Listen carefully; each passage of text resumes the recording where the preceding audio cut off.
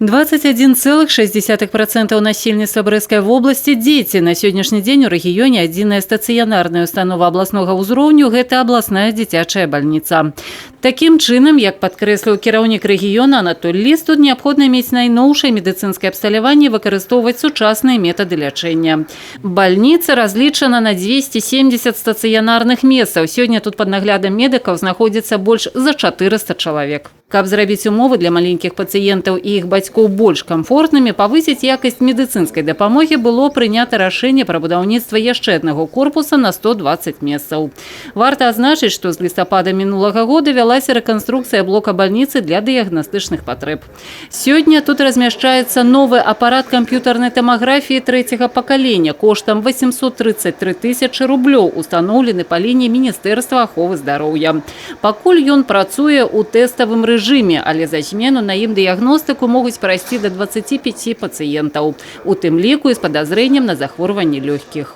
Мы используем эти аппараты сегодня в том случае, когда необходимо провести исследование даже вот больных людей, которые болеют пневмонией, в том числе и коронавирусом. Мы такие исследования проходили, когда даже на флюорографических снимках не видны, значит, заболевания. А на КТ, значит, это видно, то есть современный аппарат. Это дает возможность на ранних стадиях определять болезни и правильно их лечить. Таксама у размове з журналістамі старшыня Брэсцкага аблвыканкама акрэсліў актуальную эпидемиологичную ситуацию в регионе. Сегодня на утро у меня есть информация. У нас в стационарах людей, которые тем или иным образом где-то соприкасались с больными, значит, имеют какую-то патологию, значит, находится 222 человека.